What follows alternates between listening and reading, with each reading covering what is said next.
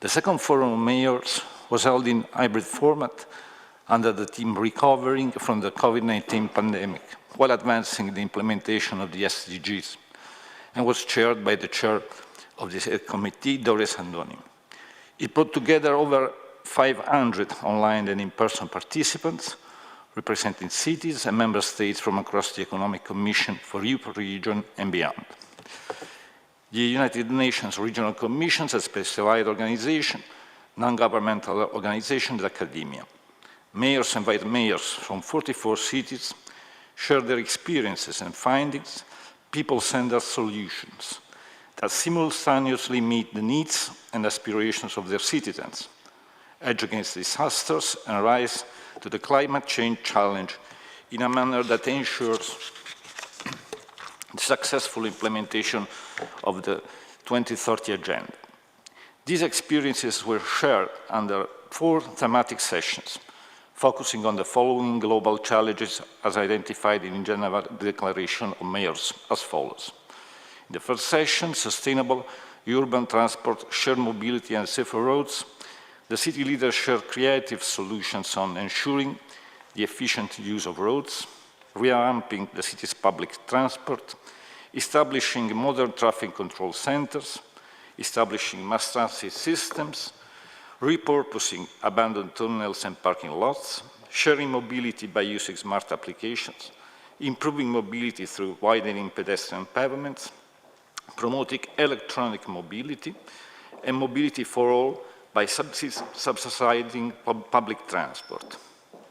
In the second session, vibrant public spaces, greener cities, and nature-based solutions, the city leaders basically share creative solutions on business facilitations to encourage citizens to switch to electric cars, public spaces for education, transforming car parking lots into vibrant green public spaces, repurposing land for agriculture, and deploying the notion of green public spaces to streets, creating bicycle and pedestrian lanes, beautifying iconic spaces, free public transportation, planting trees, establishing youth education centers, finding creative solutions for financing vibrant spaces, revitalizing for and with citizens, redesigning all streets so that they become people-centered.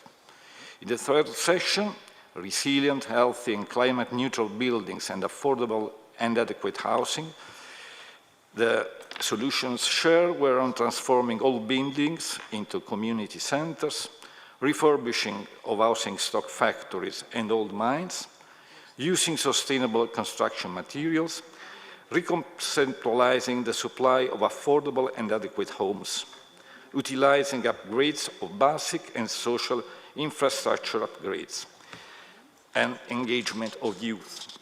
In the fourth section, on sustainable urban planning, the 15-minute city and smart urban development solutions. The solutions adopted were implementing the 15-minute city concept around the city's main rivers, ensuring efficient use of land, 15-minute city as part of smart urban development solutions, closing off the city center for cars, climate-neutral smart transport systems, sustainable urban solutions, and citywide integrated platforms offering innovative ways for social interaction. The mayors exchanged their experiences, which were compounded by the COVID-19 pandemic.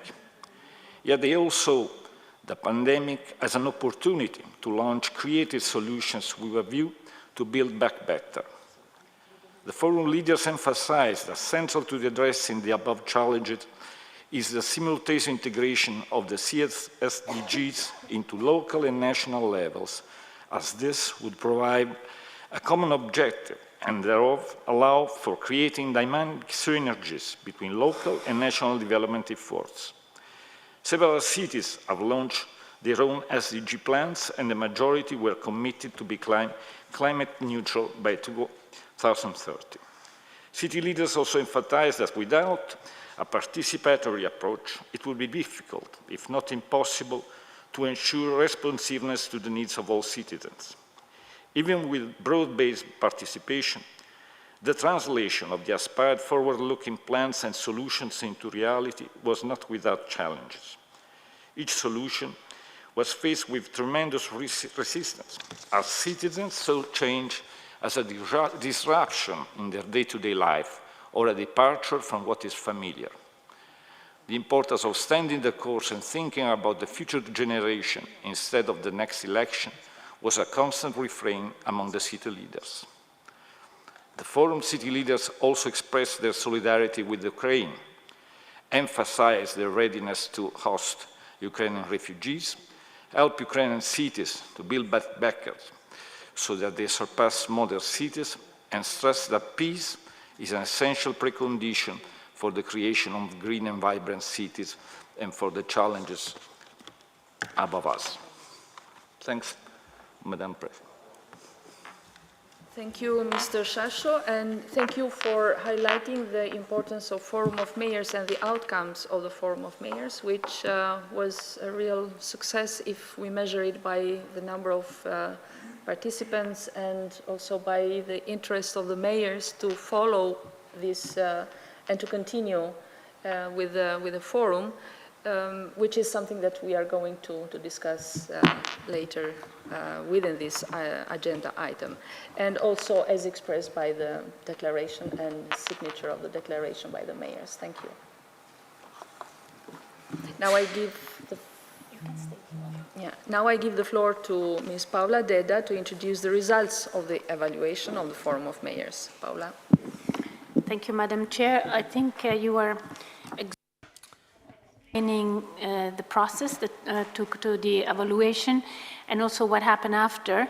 I will take it from there because the results of the evaluation and the recommendations of the mayors were compiled during the summer in a document, an informal document, that the Geneva missions, together with the committee members online, had the opportunity to review 3 times, the 5th, 14th, and 22nd of September. The result of this review, I think it's in front of you. You all have this document, which now we will consider a CRP for your consideration, and we will put on the screen.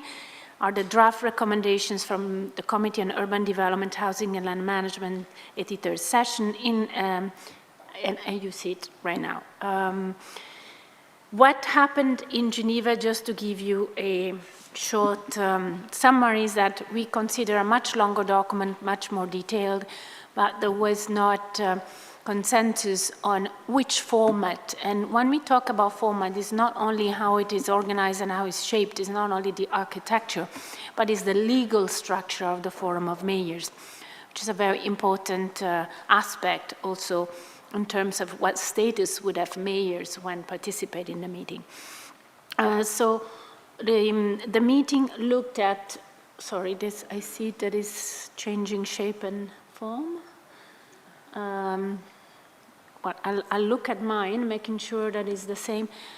Why was it changed, the font? Let's make sure that we show the same document that the governments have in front of them. So far, the meetings, the 3 informals, seemed to come to the agreement that we should continue with the forum beyond 2022, and the forum should have the following as objectives. And you will have A, B, C, and D, and E, which were discussed, and they are at the moment without any brackets. So they seemed to be agreed. Seemed to be agreed, and that's what I'm saying, because of course the agreement comes from this committee. So it's here that you have to look at this document. We will then have point 3 on the format, which sends you to a table which initially had 4 options and now has 3 options. Allow me just briefly to describe the options to you. Option 1 is to have the forum as part of the Committee on Urban Development, Housing and Land Management, which is what happened in 2020 and 2022. Formally, the Forum of Mayors was the first day of the committee session dedicated to the participation of mayors. Option 2 is to create a subsidiary body as a working party. The working party is a full-fledged subsidiary body, it will be a subsidiary body under the committee with all the consequences that you have seen in this table. Participants, so mayors, will be government representatives in that working party. Option 3 is again a subsidiary body based as a team of specialists. This means, although the word specialist should not feel strange, it's not that we are degrading the mayors to any lower role. Mayors are specialists in their field for sure. It's just, as I mentioned, is the legal structure. But this means that mayors will participate and attend in their own capacity, but they will also be able to adopt declaration and send recommendations to the government. So these are the 3 options available for your consideration. And the last point that this committee will have to deliver on is point 4 on the frequency. There was also their agreement that the forum should be convened annually, so on an annual basis, but then it depends very much also on the option you will choose, whether it has to be back-to-back, not back-to-back, on the first day of course, if we go for option 1, is always on the first day of the committee session in the same venue as the annual session of the committee. And again, also the issue of the venue is not decided. Should it be in Geneva all the time, or should it be hosted by other cities/countries? So that is all open for your consideration this morning, and I'll give it back to our chairperson. Thank you, Paola. As it was mentioned, we have to come to an agreement on the continuation of the Forum of Mayors. And formally, I will go through the paragraphs, and we will stop where there will be any discussion or any comment. And in the case that, well, we wish that we can agree with consensus for 1 or 2, at least, alternatives, and to bring them to ExCom 1 or 2 solutions or formats that we will choose. But in case that there will not be an agreement, then I will call for friends of the chair to discuss further and to come with proposals. So I start with the formulation in line with the ExCom decision ECE/EX/2020/L.16, and based on the results of the evaluation of the Forum of Mayors, the Committee on Urban Development, Housing and Land Management is recommending to, first, 1, to continue the forum beyond 2022, and that is agreed. 2, have the following as objectives of the forum. A, to allow for the participation of local authorities and to integrate their strategic plans, actions, and joint initiatives for addressing regional and global challenges, including implementing the SDGs in the UNECE intergovernmental processes. B, to support the implementation of the UNECE Housing and Land Management component of the sub-program. C, to promote human-centered solutions for supporting the successful implementation of the 2030 Agenda for Sustainable Development. D, to facilitate the sharing of experiences from cities, including success stories and challenges in line with the topic of the forum and within the mandate of the committee. E, to contribute to achieving coherence and complementarity between the local, regional, and global levels in furtherance of a stronger, more networked, and inclusive multilateral system.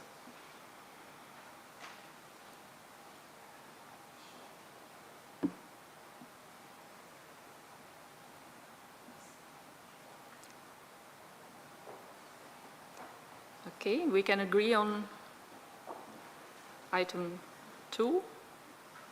Thank you, it's agreed.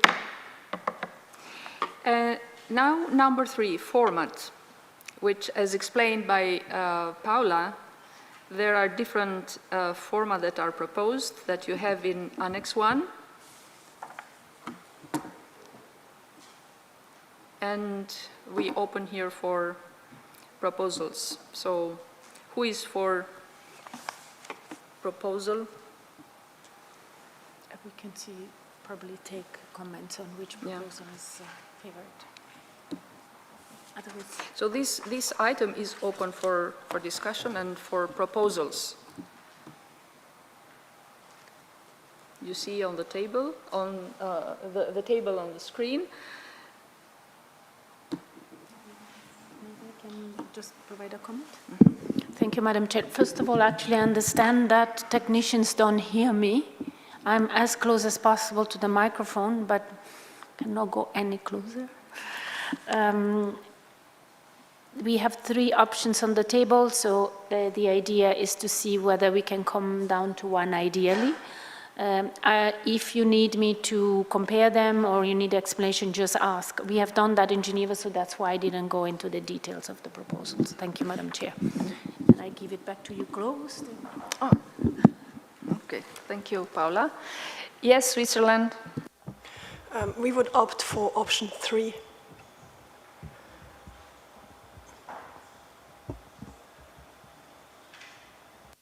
Thank you.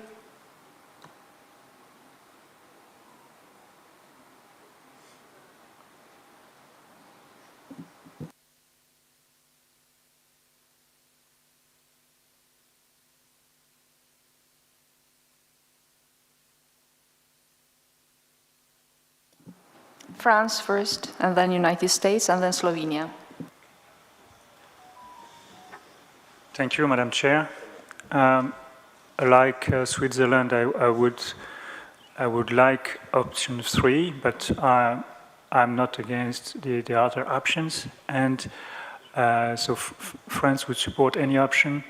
Just one thing to clarify: when you say option 1, as it was in 2020, I think, does it mean that it's an informal format, which is also a reasonable option for us? Thank you very much. No, on the contrary, it's a very formal because it's part of the committee. So it's embedded in the committee. It was part, in 2022, was part 1 of the committee, so it was de facto committee session. So it's definitely not informal. United States. Thank you, Madam Chair, and good morning, colleagues.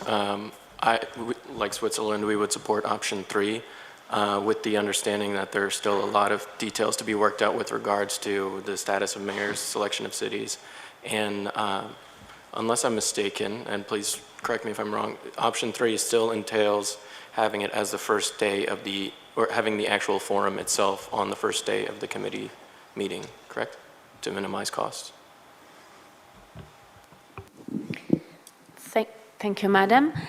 No, it does not. This will come if you, when we look at number 4, frequency, then we will have to be very explicit there. So if we agree to option 3, there will be just a line saying that the Forum of Mayors will be a subsidiary body of the Committee on Housing and Land Management in the form of a team of specialists. We could put then an asterisk saying that details will be provided to EXCOM. The same thing we have in any case in number 5, right? Because that number 5 is what would need to provide more information to EXCOM. But the frequency and whether it's back-to-back, you will have to decide it now under point 4. Thank you. Thank you, Paula. Slovenia. Thank you. My questions were answered. Thank you. Yes, Italy. Thank you, Madam Chair. Italy agree with the position 3. Thank you.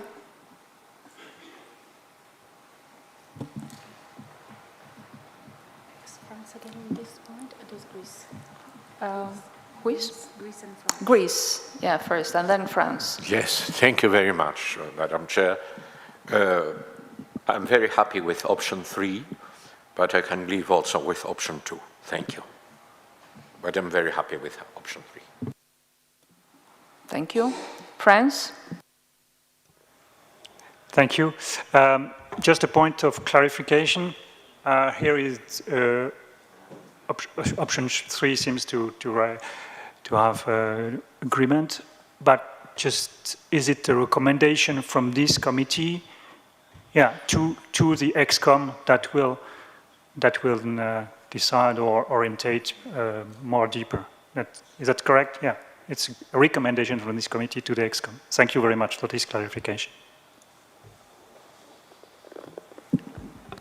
Yes, Franz, you're correct, and this is in accordance with the ExCom request. So first, we recommend, then in any case, according to point 5, the Secretariat will have to provide additional details for ExCom also to have more information, and only ExCom will decide. Thank you. Any other comment? Latvia? Good morning, colleagues. Thank you. We would also like to give us support to the number 3. Thank you. Thank you.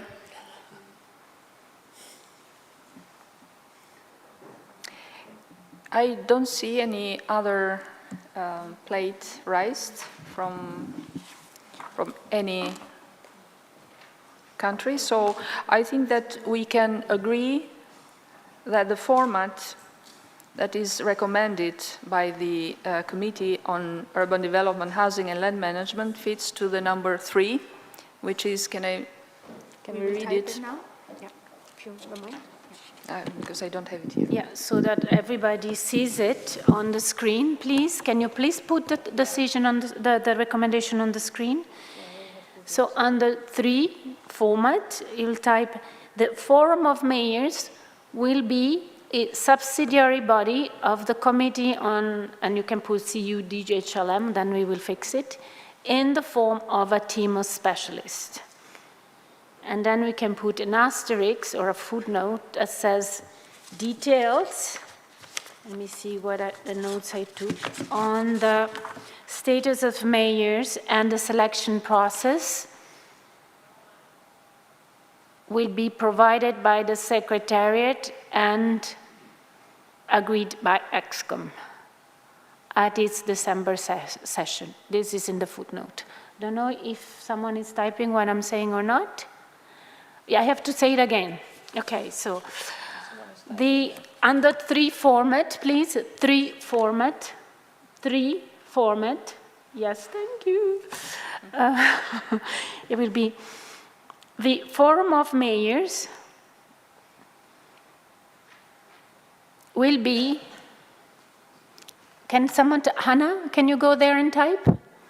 Yeah, someone is typing. Okay, yeah. So the Forum of Mayors, delete that sentence, please, on the format, delete everything.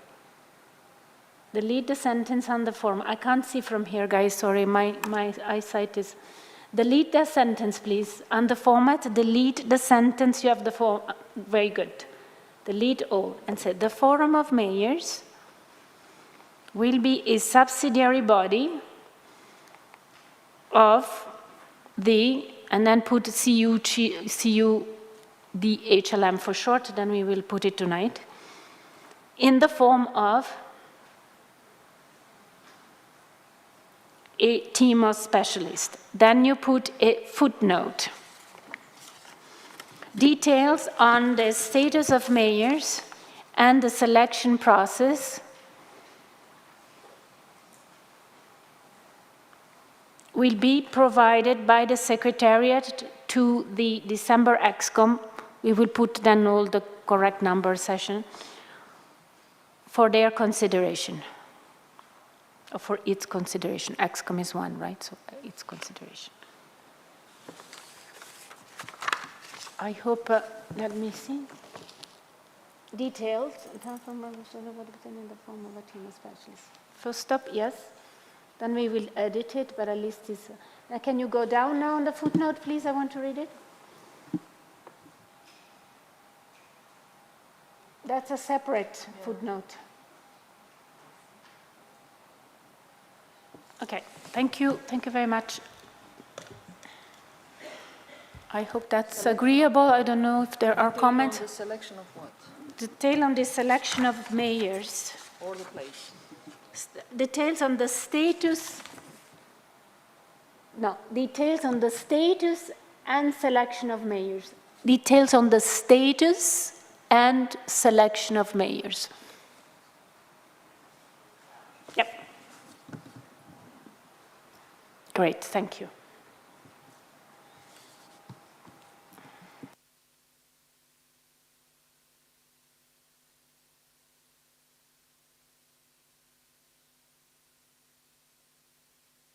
Get back to the footnote, I don't see anything here. The notices will be provided to EXCOM will be provided by the Secretariat to EXCOM. In any case, this is already covered by number 5, but just to be very clear that this is something that will go to EXCOM. And leave it here, please, don't move, because member states are reading, so don't go up and down. Allow member states to read, please.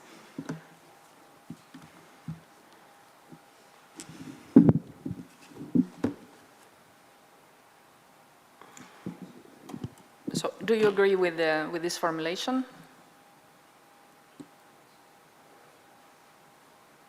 Do you want to go up a bit to see what is written there? Yes, United States. Thank you, Madam Chair. Perhaps in that footnote we can put that there will be informal consultations before the EXCOM where member states can provide input on the selection and status. Informal, no, delete that. Informal consultations will be organized accordingly. Is that okay?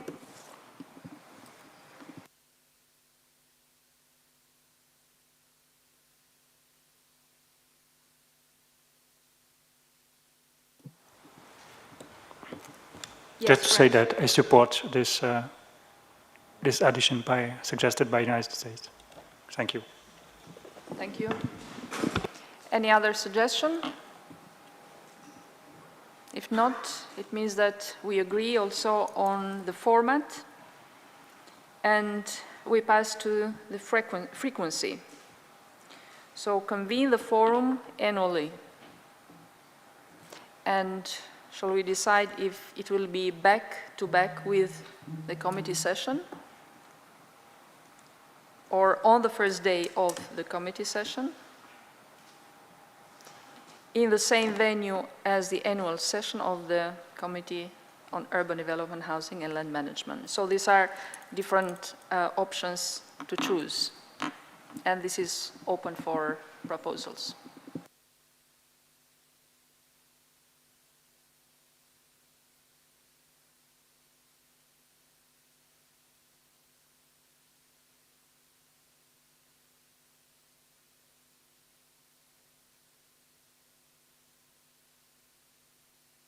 So do you, sorry? US had initially a proposal to have it back-to-back or not? So do you all agree to convene the Forum of Mayors annually? Yes. Do you agree to have it back-to-back with, or you prefer better on the first day of? Yes, United States.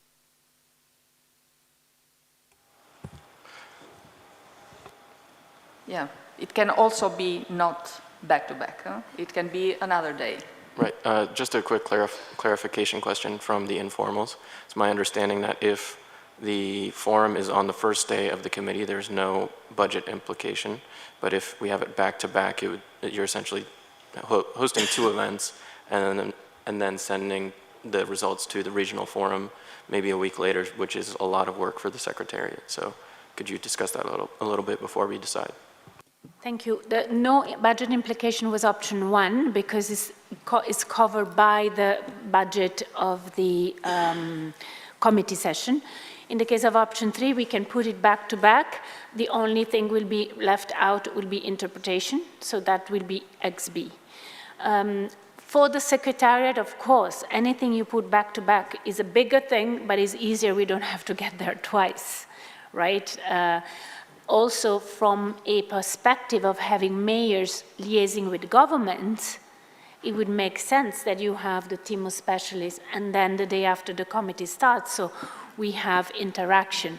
If you have the forum of mayors in April and then the committee session in October, there is no physical interaction. So it's obviously for your consideration, but in terms of logistics and in terms of also, like we say, interaction between mayors and governments, the back-to-back option will be better. But as Secretariat, as I said, whatever is more convenient to you. Thank you, United States, and thank you, Paula, for the explanation. I see friends. Yes? Just a small suggestion. We could leave the text as it is with brackets. Leave the two options open. Yes, I just suggest that we can please take off on the first day off, because that was related to option 1, which we eliminated. So now what makes sense is back to back with. I suggest we leave it like as it is. Sorry? I suggest we let it as it is, just so that the executive, the ExCom can... Yeah, but we have to take on the first day off, because we had back to back with or on the first day off, depending on whether we will pick 3 or 1. So as we pick 3, we keep back to back. If we had picked 1, no, you want to keep them both. Can you please explain the difference between back-to-back and the first day off? Sure. So we had kept both because on the first day off, refer to option 1. If you pick option 1, you do it on the first day of the committee. If you pick option 2 or option 3, you can have it detached, so no need for mentioning, or back to back with the committee. As we decided as a team of specialists, it cannot be on the first day of another meeting. It has to be back to back with the other meeting. So leaving on the first day off, it's wrong because we selected option 3. We can only put back to back. We cannot have a team of specialists on a first day of another meeting. It's either or. Yes, but it's only a recommendation. It's not decided, fully decided. And as I know that some other delegates, who they are not here, of course, in Geneva, were very satisfied with this brackets and this option open. Can I make a suggestion, just to make sure that the text we send them is correct? Because with this will be incorrect. We leave back to back with, and then we put a footnote saying, should option 1 be selected, number 4, frequency, would read, and then we put the brackets on the first day off. Because as it is now, as Secretariat, I'm uncomfortable because we are providing an incorrect option. But we can, for the sake of what you want, to be transparent with your member states back to Geneva, we will explain that on the first day off is the possibility should member states have picked option 1. Would that be satisfactory to you? So we are transparent, but the text is correct. Okay, so those in the cabin that are typing, is anybody there typing? Can I see? Yeah, okay. So you delete on the first day off from this text. After back to back with, you put another footnote. And then in the footnote, you put in quotes, on the first day of,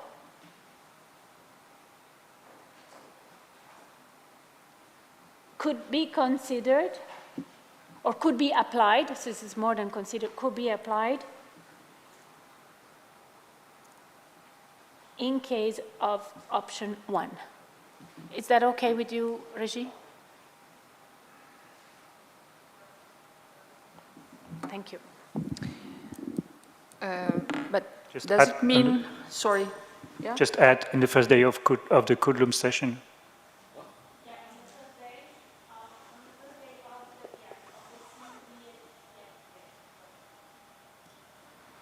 Thanks. So does it mean that ExCom can agree on an option that is not recommended by the committee? No, we would, yes, of course. Okay. Of course. Okay, Slovenia and then Switzerland. Thank you, Chair. That was also my question, first of all. And the second, we have to have in mind why we have the Forum of Mayors, right?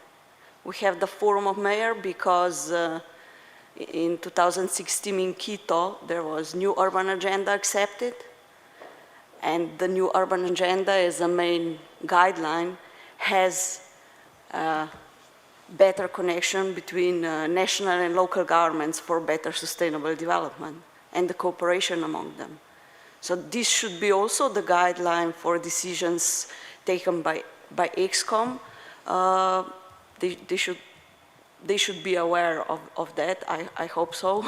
I'm not sitting in Geneva. Basically, the best solution if we want to implement this guideline from the new urban agenda is to have it close, to have those two, let's say, events or happenings very close. So the back-to-back, it's definitely best option. Thank you. Thank you, Slovenia. Switzerland? We would rather opt to have it on the first day than back-to-back, because we thought it was very good the way it was this year. Thank you very much. I explained it's a legal issue. Okay, we cannot have on the first day because on the first day refers to option 1, which we are not recommending. So we have covered that in the footnote that says on the first day. Back-to-back can be at the last or first, and if we like the first, we can always say back-to-back and prior to. We will not put on the first day. We will say back-to-back prior to. So it's clear that it's not after the end of the committee, at the end, but it's before. But on the first day implies that you are part of the committee. In option 3 is not part of the committee. Yeah. So it's a legal issue. If you want, we can say back-to-back with and prior to. So that means really the day before. Would that be helpful to you? It's okay, so you put back-to-back with and prior to. Or vice versa, or prior to and back-to-back is the same. I mean, it's just we make clear that is, if the committee starts on a Tuesday, the forum is on the Monday. That's what we are trying to say here. Yeah, thank you, Paula, and thank you, Switzerland, also. I think that this is it's more clear now, also for those that are not into the regulations of how the wording works. Franz, you are asking the floor? Oh, no. Okay, so we agree. I see there are no more. Greece, please. No, only a small detail with the brackets here. I think the last one has to fall or not.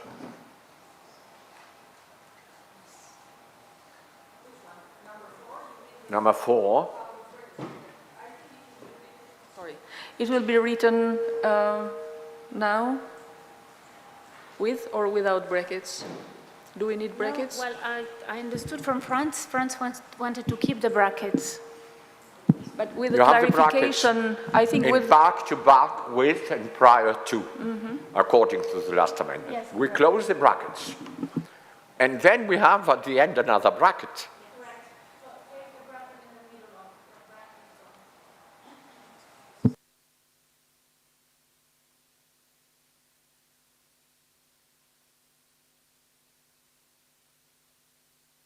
Yes, correct. Yes, United States. People there is a bracket in the middle, okay? After, prior to, you delete that bracket. After 2, there is a, yes, thank you. And back to back. And back. No, back to back, no, that stays, that's all together, right? So back to 2 on prior to the CDM session. Okay, that's the thing to decide. So have we agreed that we want it to back prior to? If we have agreed, we move the bracket. No, it's United States. Yeah, sorry to take the floor again. I do think the matter of the venue is separate from the frequency. And from my recollections from the conversations in Geneva, there was some interest in requiring the forum to happen in Geneva because the point is to link mayors with the UN system. And as several of our presenters have said over the last day and a half, they do that usually by arranging other meetings with other international organizations in Geneva. So having the event in Switzerland as opposed to, you know, where the annual session is, like today, we're not in Geneva and there's no UN organizations around us, would be an attractive proposal as well. Yes, Paula. Thank you. Thank you for calling us to order because we were like going a bit all directions here. So do I understand we agree to have it back to back with the committee, that first bracket can be taken off? And then do we also agree that we are saying in the same venue as the committee? That doesn't necessarily mean in Geneva. That means that can be anywhere in the world, provided the city and country hosts both the forum and the committee. So that is what it says at the moment. United States. Correct, and that is what I'm saying we should probably bracket, you know, because I know that there's an interest from some delegations to keep it in Geneva or, you know, in another UN headquarters city, in, you know, potentially another one in the UNECE region. So that is probably something ExCom will have to decide. Thank you. Then I suggest we move the bracket. We have a bracket correct. This is now perfect. Now it should be all right, right? So we have agreed it will be back to back with the committee, but we have not agreed where, basically.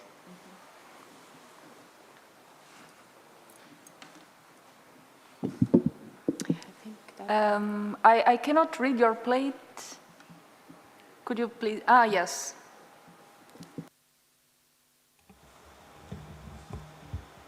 May I? Thank you. Geneva Cities Hub, NGO, if I may. Thank you, Madam Chair. Just to reflect on what the delegate from the United States just mentioned, we were honored to be partner of the Forum of Mayors for the last 2 times. And we are working with local authorities and mayors, and the feedback we received was exactly what the delegation from the US just mentioned, that they very much appreciated the possibility to interact among themselves, but also to interact with the different UN organizations in Geneva. Therefore, our humble recommendation would be to consider to keep the forum in Geneva, where mayors really has the vision and the opportunity to interact with the United Nations. Thank you very much. Thank you. Thank you for the proposal. Will it be reflected?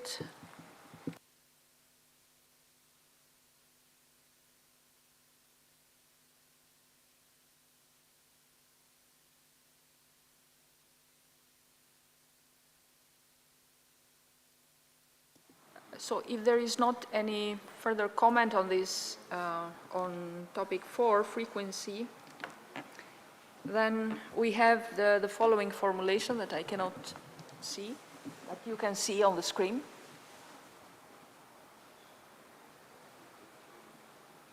Yeah, it's basically just bracketed in the same venue as the annual session. And I can explain number 5. Okay, so I don't see any further comment on this. We can agree also on number 4, and we go to number 5, additional elements. And I give the floor to Paula to explain. Thank you, Madam Chair. That's just a recommendation from you to give us permission to take elements of number of the annex we have in front of us and provide them to EXCOM. This is also in line with the proposal that we have in the footnote on the status of mayors and the selection of mayors, so that EXCOM will not only take our recommendation, but will be able to have a few more elements in line with that. Annex 2, for instance, was very long and detailed, was considered a different option. Now we have recommended that it will be a team of specialists, so automatically the guidelines for teams of specialists of UNECE will apply. So a lot of what is in Annex 2 can be thrown away. It's no longer relevant. So we will make sure that the Secretariat prepares this for you in Geneva for EXCOM, so all is clear on what of Annex 2 can be relevant and what not. And for instance, Annex 2 contains 2 options for the selection of mayors. That for sure we will bring it to the attention of EXCOM. So this number 5 is simply recommended that we do that, is the request to the Secretariat. Thank you, Madam Chair. Thank you, Paola. Any comment on, or do we agree on giving this recommendation, or agreeing that Secretariat provide elements as for Annex 2 as explained by Secretariat, referring to the selection, to the format selected? Okay, thank you. Agreed.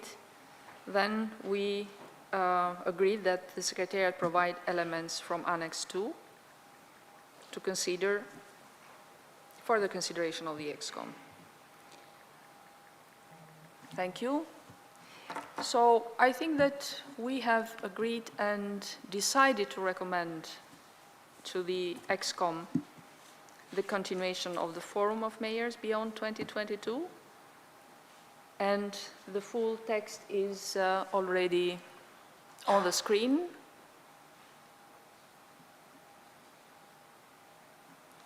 So thank you. It's agreed.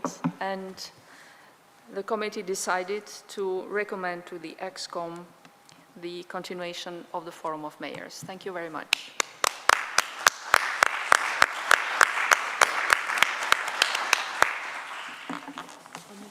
With Gunnar and Hannah will join us. Okay.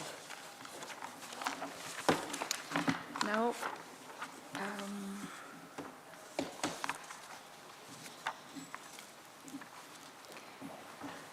let's. Thank you.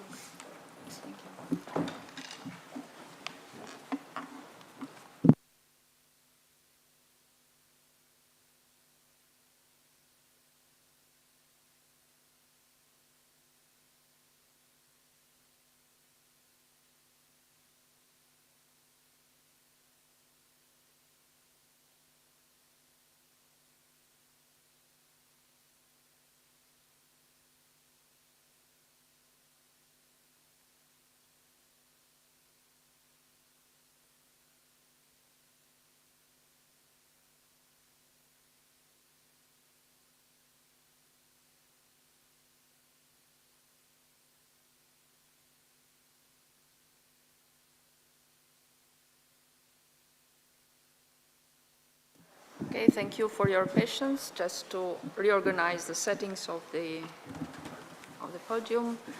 Now we have the agenda item 5, report on the outcomes of the In Focus SDG 11 roundtable and related recommendations. In Focus SDG 11 event is a platform for a dialogue on how cities and their network address global challenges. It aims at better linking intergovernmental debates on issues related to SDG 11 with what cities and their networks and other stakeholders are doing on the ground. The event has been organized jointly with the Geneva City Hub, has partnered since 2019. This year in Focus SDG 11 solicited the views of practitioners, cities, city networks, UN entities, non-governmental organizations, and other relevant stakeholders on the draft San Marino Declaration that was adopted with amendments by the committee yesterday. The emphasis was on soliciting the views of the requisites for ensuring the successful implementation of the declaration. The speakers shared their views on exciting challenges to sustainable and inclusive urban design and architecture, and how they could contribute to achieve sustainable, safe, healthy, socially inclusive, climate neutral, and circularity of homes, urban infrastructure, and cities. And now I invite Mr. Andras Zoreni, Senior Policy Advisor, Geneva City Hub, to report on to the committee on the outcomes of the In Focus SDG 11 roundtable and related recommendations. Thank you, Madam Chair. Madam Chair, members of the committee, ladies and gentlemen. The 5th edition of the event In Focus SDG 11 was co-organized by UNECE and the Geneva Cities Hub and took place on the 3rd of October 2022 as part of the 83rd session of the UNECE Committee on Urban Development, Housing and Land Management. This year, the event focused on sustainable and inclusive urban design and architecture. It was held in a hybrid format in Geneva, San Marino, and online, and gathered a wide range of stakeholders, including architects, urban practitioners, academics, housing policy experts, as well as representatives of states, UN organizations, and city networks. Given the ambition of SDG 11 to make cities and human settlements inclusive, safe, resilient, and sustainable, the diversity of the background and expertise of participants was very much appreciated. The indispensable multi-stakeholder approach required to ensure sustainable and inclusive cities was underlined many times during the event, and it was embedded by the various communities that took part in the event. I am very pleased to report back on the various interventions made, which all provided a different perspective to the implementation of SDG 11. I will not be able to provide a comprehensive report, but let me here shed light on some of the most important points raised.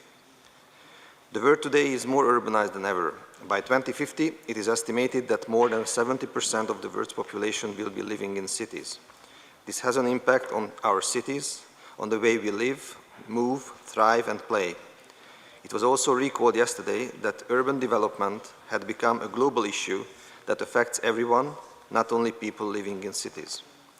Rapid urbanization requires better involvement of planners and architects to the relevant debates from their initial stages. Their views and guidance on climate resilience and affordability should be considered. Time left to reach SDG 11 by 2030 is short.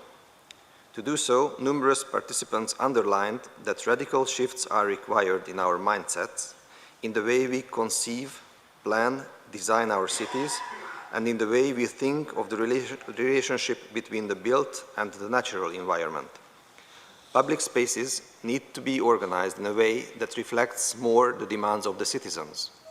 There is a window of opportunity to be seized now and take the right decisions to ensure that our cities will be sustainable, inclusive, safe, and healthy in the future, taking into account regional and demographic differences. Cities are not static. They are living laboratories, complex interconnected ecosystems, which have to address pressing challenges such as climate change, natural disasters, pandemics, migration, rapid urbanization, technological development, rising inequalities and poverty, homelessness, etc. Each urban development project should be multi-purpose and offer a solution to more than one problem at a time. Participants shared numerous examples of good urban practices in Azerbaijan, in Colombia, Denmark, Qatar, Singapore, Spain, and Switzerland, which will hopefully inspire projects in other cities. These examples illustrated how social inclusion, green infrastructure, and human-centered approaches had been crucial to transform the urban space. the engagement of all concerned actors was key.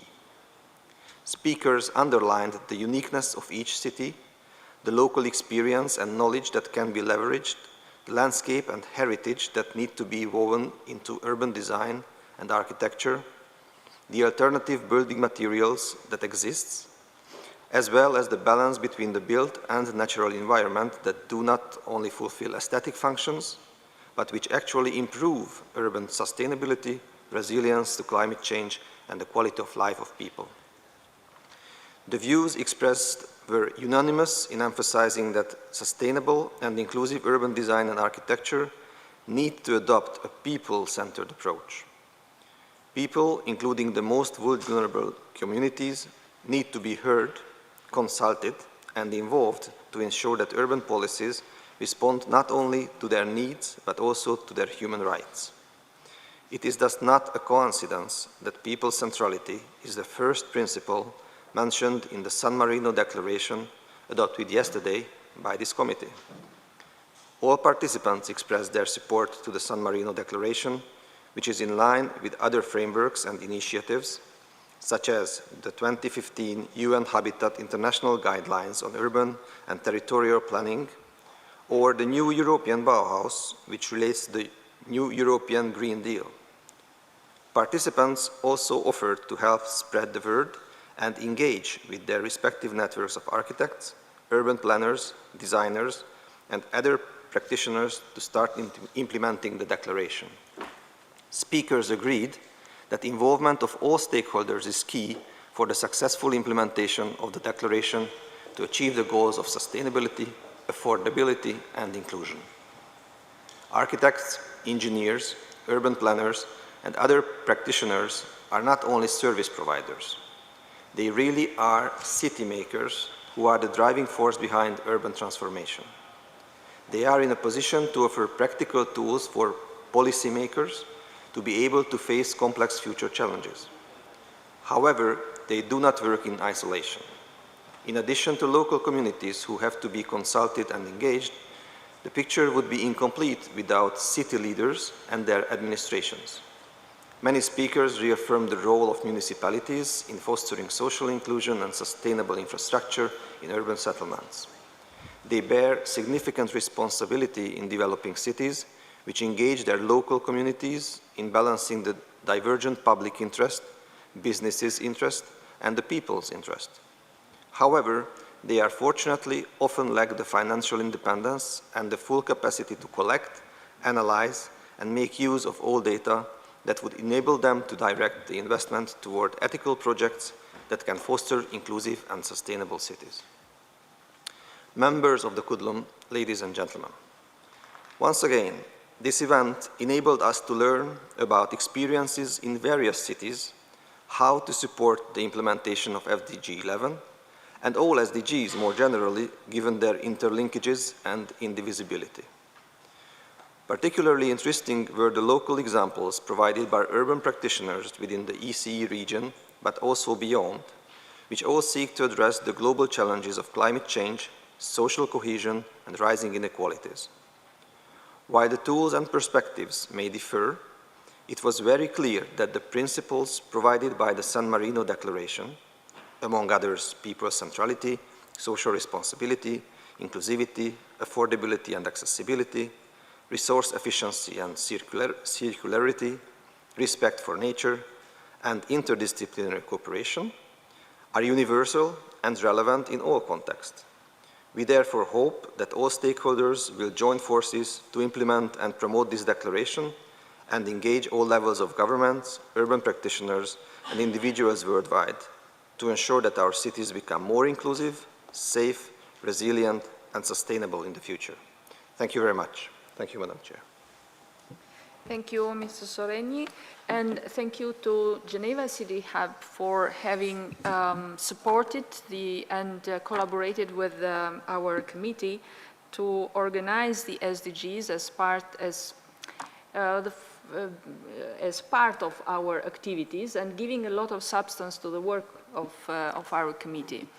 And also for highlighting the most important messages delivered by the SDG 11 Day, and also on the outcomes of the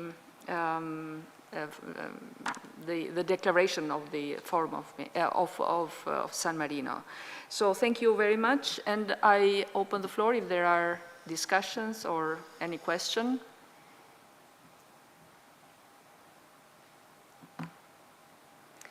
I don't see any. In that case, I thank you again, and the committee takes note of the outcomes of the In Focus SDG 11 roundtable. Thank you. Yeah. Thank you. We're just going to print out the amended decision that was made regarding the Forum of Mayors. We'll have it printed out for you here so that you can collect the copy. Thank you. Thank you, Hannah. We have now agenda number 7. Update on the implementation of the Place and Life in the ECE, a regional action plan. Am I right? Yeah. Yes. Yeah. Action Plan 2030 and activities of the #Housing 2030 initiative. The relevant document for this agenda item is ECE/HBP/2021/2. The Place and Life in the ECE, Regional Action Plan 2030, tackling challenges from the COVID-19 pandemic, climate and housing emergencies in region, city, neighborhood, and homes, was endorsed by the ECE Ministerial Meeting on Urban Development, Housing and Land Management on 6 October 2021. The study, #Housing 2030, Effective Policies for Affordable Housing in the UNECE region, was launched at the ministerial meeting. At its meeting on 13 January 2022, the Committee Bureau discussed the implementation of the Regional Action Plan and the recommendations of the #Housing 2030 study, and recommended to organize a discussion on approaches to the implementation of the Regional Action Plan and Housing 2030 initiative. The following member states and stakeholders are invited to reflect and inform the committee on the progress. They are planned and as before, and I invite now Mr. Peter Kahn, Deputy Assistant Secretary, Department of Housing and Urban Development from United States, Ms. Marie Mahilova, Head National Recovery Plan. They will come here? Yeah. Please take a seat here in the podium. Ms. Marie Mahilova, Head National Recovery Plan Department, Minister of Regional Development of Czechia. Mr. Ruslan Gaifulin, Senior Officer, the Strategic Planning Department, Strategic Development Agency from Uzbekistan. Ms. Susanna Lulinska, Chief Specialist, Ministry of Economic Development and Technology of Poland.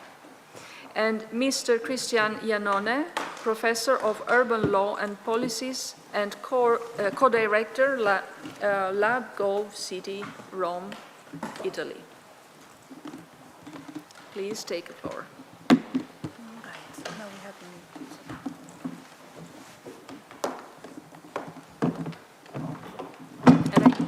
Oops. No, it's, yeah.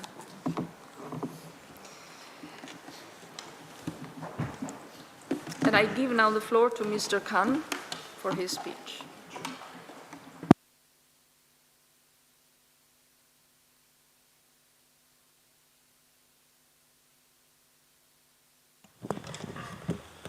Thank you, Madam Chair. Good morning.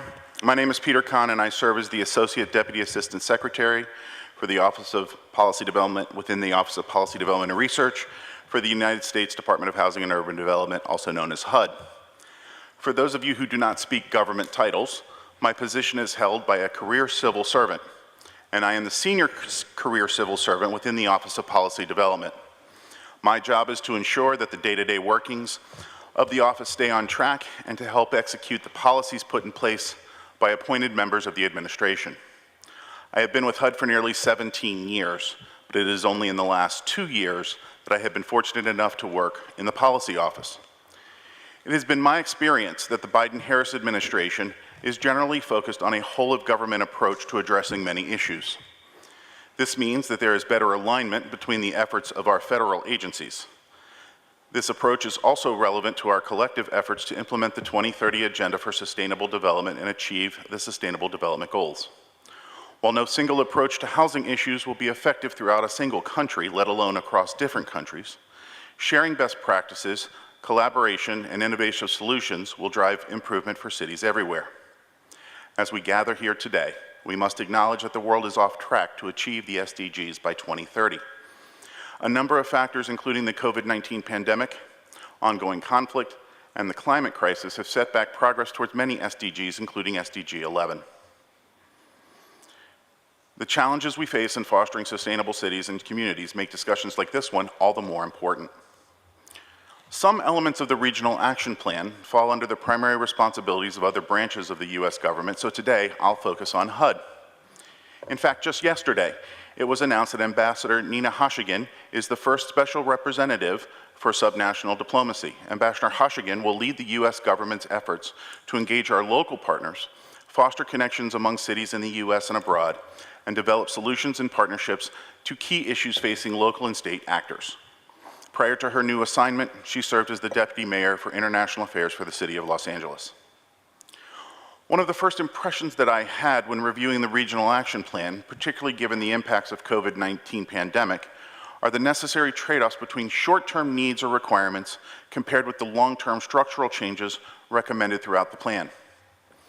While the OECD research provides some words of caution concerning quick action by governments to address the crisis with an eye towards long-run recovery, I was heartened by the historical level of resources provided by my government for housing assistance programs, coupled with a relaxation of some of the normal regulations accompanying the funding that is appropriated for these purposes.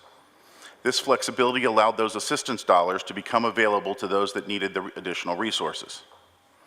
Another connection that I made between the Regional Action Plan and HUD's work is around the area of public and private integration.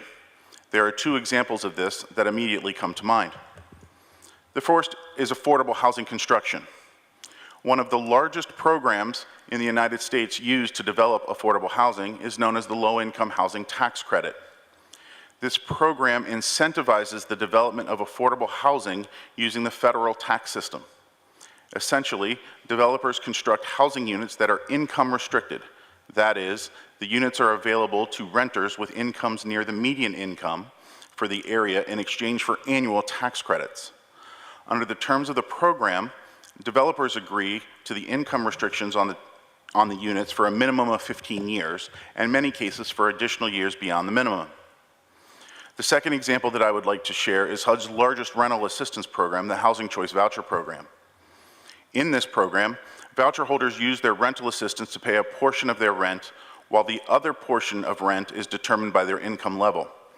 There are limits imposed on the level of rent for the units selected from the private rental market, and the units must meet minimum quality standards, but utilizing this method of assistance helps to forgo direct development and maintenance costs. Upon reflecting on the trade-offs that policymakers must consider as we strive to attain the goals detailed in the Regional Action Plan, the most significant trade-off that occurs to me is the balance that must be considered between existing programs and new programs. Programs that were developed outside of the framework put forward in the Regional Action Plan will likely continue to be necessary, even if they do not have the same structure or guiding principles that a program developed using the action plan benefits from. Therefore, the balance is twofold. First, we need to ensure that sufficient funding is in place to make sure that the ongoing program operations remain successful. The second consideration is how do we find the resources to enhance existing programs to benefit from the Regional Action Plan's recommendations. While it is a variation on the same theme, many of the recommendations in the Regional Action Plan rely on data. Therefore, policymakers must weigh the trade-offs between defining metrics based on currently collected data versus the need to create new data collections. Along these lines, policymakers must also consider how to implement new data collections. For example, the U.S. government's Department of Commerce conducts an annual national survey that captures a wealth of socioeconomic information. However, during the pandemic, This survey was unable to be completed due to a variety of issues. Therefore, our colleagues within the United States Census Bureau implemented some experimental techniques to collect vital information on a weekly basis. While not as in-depth as the information collected by the Department of Commerce on an annual basis, these rapid pulse surveys provided valuable information to policymakers throughout the pandemic. The final consideration, but not necessarily a trade-off, is that policy members must remember that local communities have different needs and operate under a different set of rules. State legislatures and local governing bodies provide a significant amount of structure. Consequently, policymakers at the national level must have the foresight to provide the necessary structure to make guidance such as the Regional Action Plan something more than a nice to have, but provide enough flexibility to ensure that going forward the Regional Action Plan is viewed as a meaningful and worthwhile guiding principle. Finally, I want to highlight two actions that the Office of Policy Development and Research undertakes that falls in near perfect alignment with the Regional Action Plan. This is not to say that there are only two items, but the two I'm about to highlight are significant. And these are A, 2.5, monitoring evaluation, and B, 1.3, evidence-based processes. For monitoring and evaluation, one of the action items is the assembly of reliable and robust urban data and statistics. HUD provides funding to the Department of Commerce to undertake the American Housing Survey, or AHS. The American Housing Survey is a large, national, longitudinal survey conducted every other year that provides up-to-date information about the quality and cost of housing in the United States and major metropolitan areas. In addition to the standard survey questions, the AHS includes topical modules on a rotating basis that provide insights into a variety of topics. Recent topical modules include disability and home accessibility, urbanization, and emergency and disaster preparedness. Lastly, PD&R, which is HUD's primary research office, provides numerous studies annually to help the department make informed, evidence-based decisions. Recently, PD&R publicly released our evaluation policy statement that details our core values: rigor, relevance, transparency, independence, ethics, and technical innovation. Housing and community development are two of the most important tools we have to forge stronger, more inclusive, more prosperous, and safer urban centers for all. Once again, I would like to thank the organizers for inviting me to participate, and I look forward to hearing from all of you during the rest of the conference. Thank you, Mr. Khan. It was very interesting to hear from the experiences from United States, and in particular, how you connect with the action plan, regional action plan. And I'd like to highlight those that you already are implementing since some years now, the housing voucher, which has been also an inspiration for our legislation in Albania, and is one of the programs that is more successful. So, and yeah, it's also very interesting to know even more in depth from your experience. Perhaps in the future we can see how to connect more on how you organize this national survey, because I think that evidence-based policies are perhaps critical for many countries due to the difficulties of getting information and data. So thank you for that, and we look forward to further cooperate with you in our committee. Now I give the floor to Ms. Marie Mahiolova from Czechia. Marie? Thank you, Madam Chairperson, distinguished delegates, ladies and gentlemen. First of all, I would like to thank our colleagues from San Marino for organizing this committee session, and also for inviting me to this panel aimed at the implementation of the goals of the Regional Action Plan 2030. In the Czech Republic, the current most urgent issues are housing affordability and housing expenditures on energy. Both these challenges have been deeply influenced by the pan-European geopolitical and economic situation.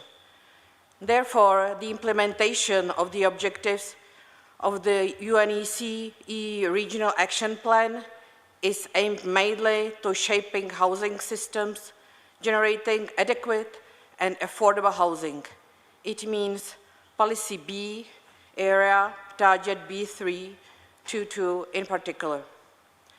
I would like to stress that more than 440,000 Ukrainian refugees have been granted temporary protection since February this year so far in the Czech Republic. We have the highest number of refugees per capita in Europe. This figure represents more than 4% of the whole Czech population.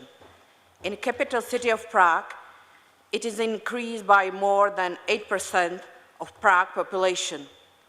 It's obvious that this situation has an extremely strong impact on the housing market. The Czech Republic uses the Regional Action Plan together with the other long-term strategies like Housing Strategy 2021+ and strategies of regional development, urban development policy, European National Programme of Reforms, etc.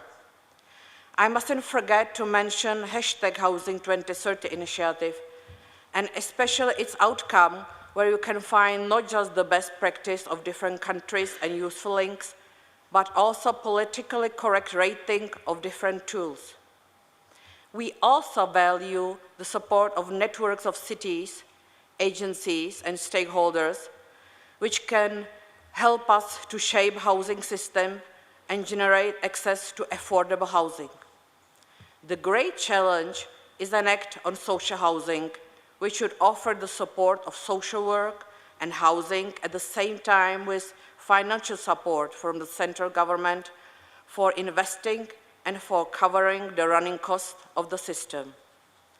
As regards housing for Ukrainian refugees, the Czech government has approved the strategic document outlining the medium and long-term priorities to address all the challenges relating to the situation.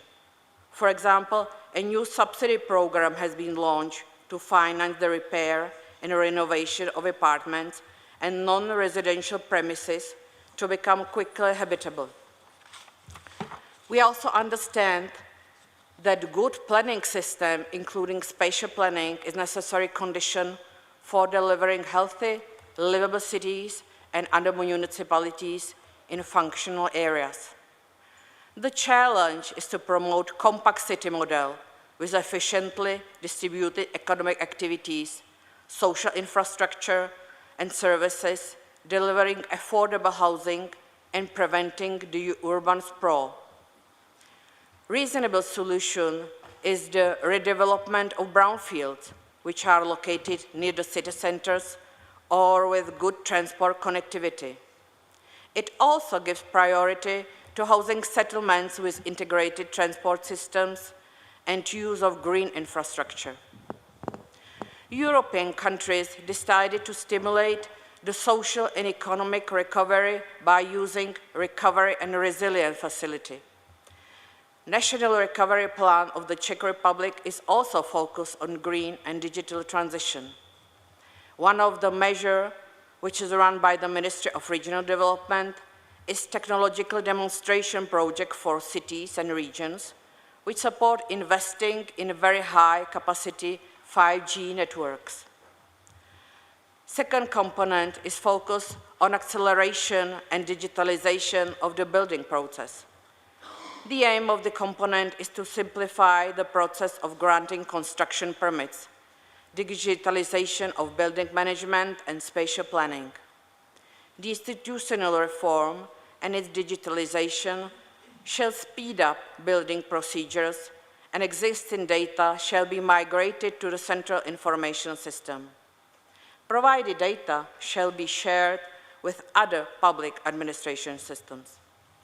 The last component is brownfield revitalization of former industrial or unused sites in urban areas with the goal to improve energy efficiency of buildings and better its use without affecting agricultural land. We are also expecting to enlarge the use of these funds for investment to affordable and social housing production, accomplished by Act on Social Housing. Ladies and gentlemen, we all face different problems, unknown future, unexpected development, and enormous risk in all spheres of our lives. Nevertheless, I believe that to continue the pan-European dialogue is a key for overcoming hard times, and that looking for adequate solution can help us to face all the challenges. Thank you for the floor. Thank you. Thank you, Ms. Mohlevoa. And thank you also for highlighting some important topics that are related to housing, like spatial planning and also the digitalization, so acceleration of digitalization of the building process and planning, which is something that has to be more perhaps in depth discussed even in our committee, because we see that this is the near future. Also, you highlighted the need for housing affordability, how to make housing more affordable, in particular in the situation of migration from Ukraine. But this is something that we will discuss also in one of the program agenda items. We have a specific item on this topic. Thank you again, and now I invite Mr. Gayfolin. Thank you. Thank you. I have a presentation, so could you please turn it on? Yeah. Dear friends, ladies and gentlemen, first of all, let me express my sincere gratitude to all the organizers and participants of today's event. This session reflects the strong determination of our countries to develop long-term, mutually beneficial cooperation. The events happening today in the world require much more active cooperation and joint efforts to find new alternatives for partnerships. Let me now provide a brief review of the development of my country, Uzbekistan. Uzbekistan is a young state in Central Asian region, boosting a rapidly developing economy. This year, the country celebrates its 31st anniversary. Having a population of 35.6 million people, Uzbekistan is considered to be the most populous country in the region. The average annual population growth rate reaches 2%. Around 17.9 million people live in the cities and urban territories, and the rest in rural. In 2021, Uzbek GDP reached 69.2 billion US dollars, rising 7.4% compared to 2020. Uzbekistan is a nation with a rich culture and history. More than 200 architectural buildings in Uzbekistan are located in historical cities included in the UNESCO World Heritage List. Ancient cities of Uzbekistan, some of which are more than 2,000 years old, attract millions of tourists annually. Since Shavkat Mirziyoyev won the presidential elections in December 2016, Uzbekistan has been witnessing a large-scale transformation and reforms that concern all sides of the country's political, economic, and social life. During this period, GDP's annual growth rate stands around 6%. Inflation dropped from 18.8% to 11%. Rates of most taxes were lowered, and some inefficient authorities and departments were closed. In the slide, you can see the most important achievements of the recent reforms. Talking about the country's development, we should mention the challenges and opportunities facing modern Uzbekistan. For example, despite the large share of agriculture in the economy, the pace of urbanization, the growth of urban population remains quite high. The volume of construction constantly increases. The number of companies dealing with the development of urban territories rises. The presidential affordable housing program is currently underway. This year, more than $1 billion US dollars were allocated for the development of affordable housing for the people in the country. Meanwhile, the key challenges to the nation's development are the growth pace of the rural population that exceeds that of the urban one, disproportionate allocation of the population through the territory of the country, with only about 5% of population of Uzbekistan living on 40% of the territory. Still low housing provision, which is only 18.2 square meters per person. Taking about major global challenges, we cannot avoid mentioning the problem of the Aral Sea. Back in the 50s, the sea was 426 kilometers long and 284 kilometers wide. Today, it's no more than 30 kilometers. And it's widest, and it's no more than 10% of the surface area that it used to be.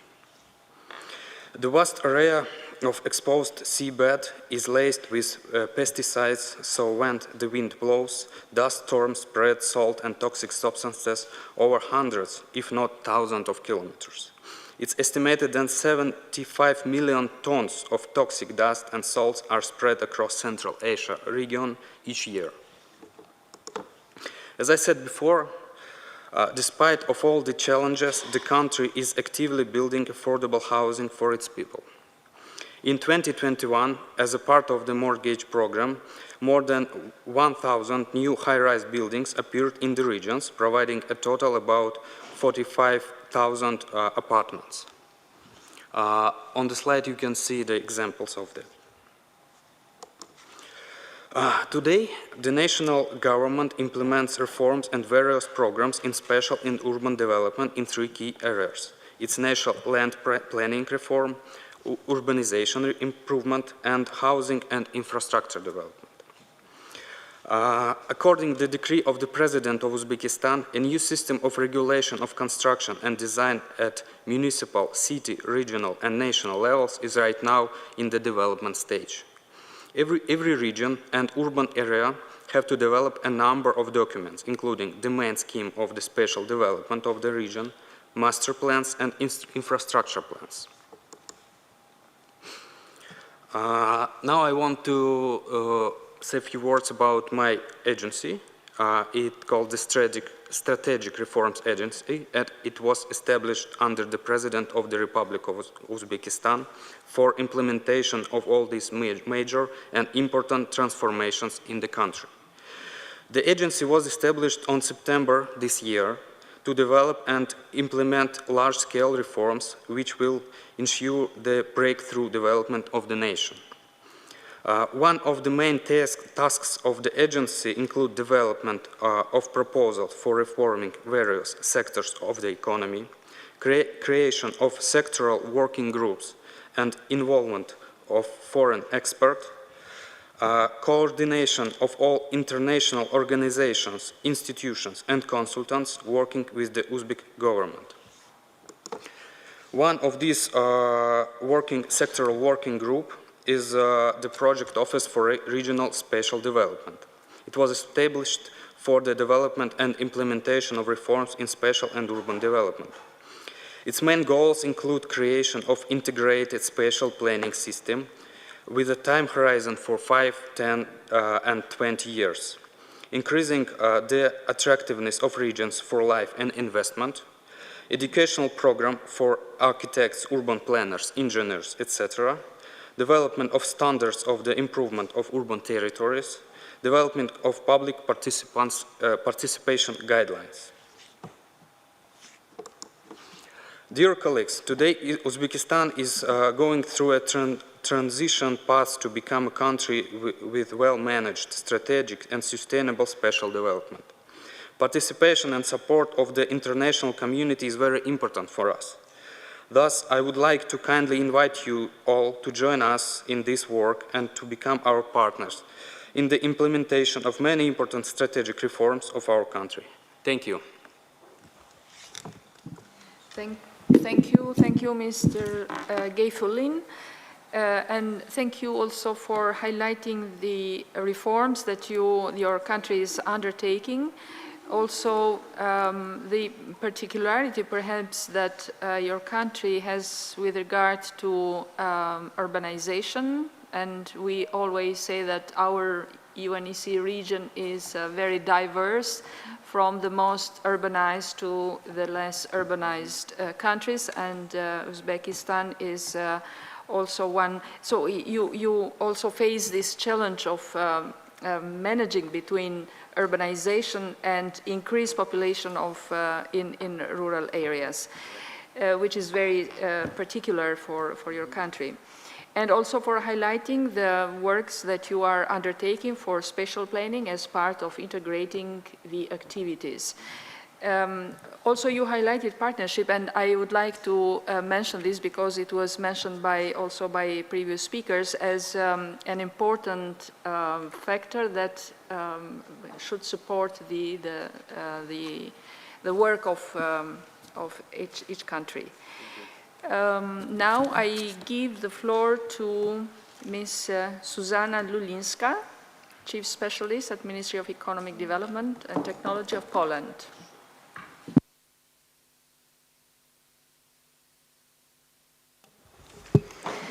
Ladies and gentlemen, thank you for the invitation and the opportunity to participate in the 83rd session of the UNECE Committee on Urban Development, Housing and Land Management. Due to my professional interests, I would like to refer to Area B of the policy included in the Regional Action Plan, Sustainable Housing and Homes. At the 82nd meeting of the committee, which took place last year in Geneva, I was able to proudly speak about the National Housing Plan, which has been in force in Poland since 2016, and about the new housing policy instruments that we were working on. Many of these legal tools were in line with the concepts of the Regional Action Plan and the ideas of the Housing 2030 initiative led by the UNECE and Housing Europe. Unfortunately, this year, the situation of the housing sector in Poland has changed dramatically and new challenges have emerged. But I will start with the context of the COVID-19 pandemic, which were also the frame of reference for the Regional Action Plan. This was an unprecedented challenge that allowed many countries to identify weaknesses in housing policies and the entire housing sector. It was similar in Poland, but at the same time, the so-called Corona crisis has convinced us that we are going in the right direction in our policy. Apart from the need of ad hoc legal action, including changes to regulations for better tenants protection during a pandemic, we judge our policies as appropriate to create more resilient housing in the years to come. The use of legal and financial tools by local governments has shown that the involvement of this tier of government is an effective way to develop affordable housing. But this year took away our chance to continue the systematic and gradual changes in the housing sector. The strategic approach was shaken by the consequences of Russian aggression against Ukraine. The goals we have set for ourselves, tools and financial plans are not worth much when the basic data we refer to become inaccurate in an instant. I'm talking mainly about the number of people who need immediate accommodation, the availability of energy sources and the prices of and their prices, or inflation rates that we are facing now.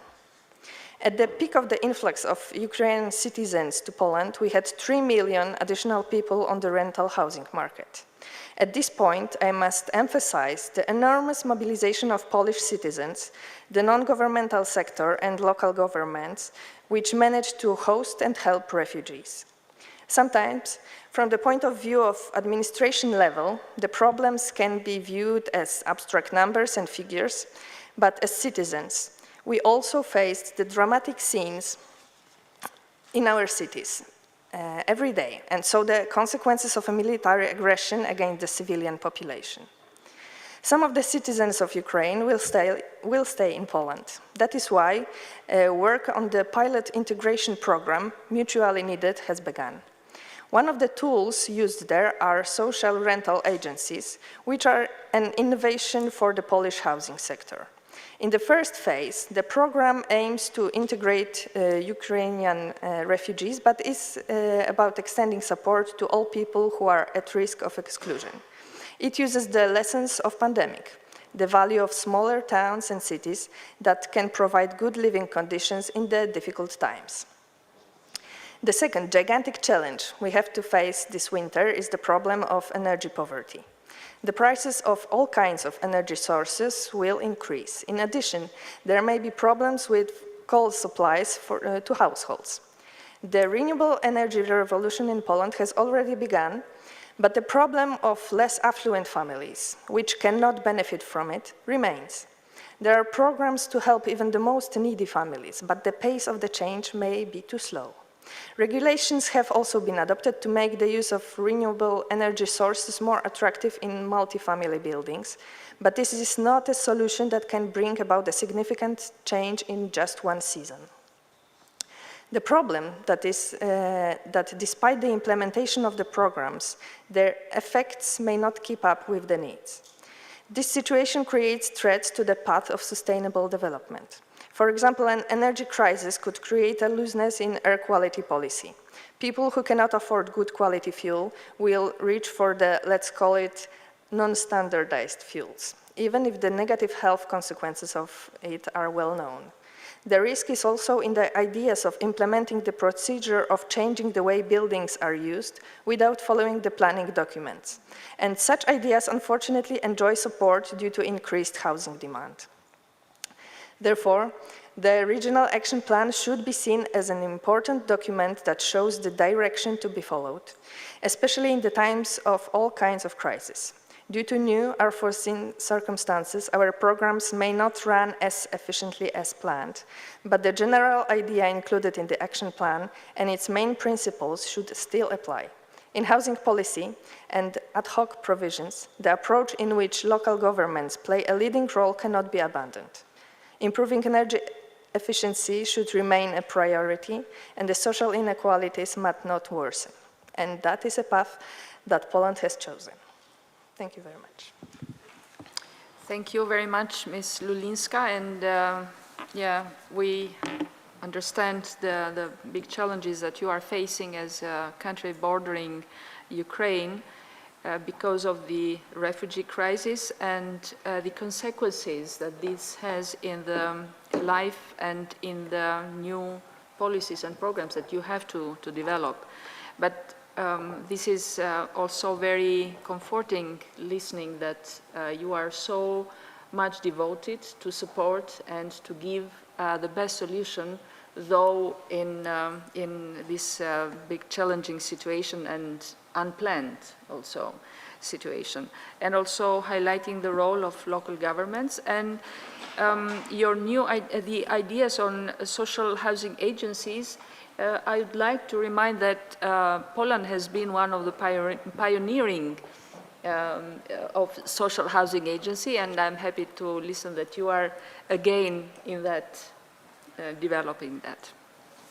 So thank you again, and I give now the floor to Mr. Cristian Iannone, Professor of Urban Law and Policies and co-director of LabGov City from Rome, Italy. Thank you, Madam Chair, for this opportunity. I take the floor today also on behalf of Mayor Gualtieri, Mayor of Rome.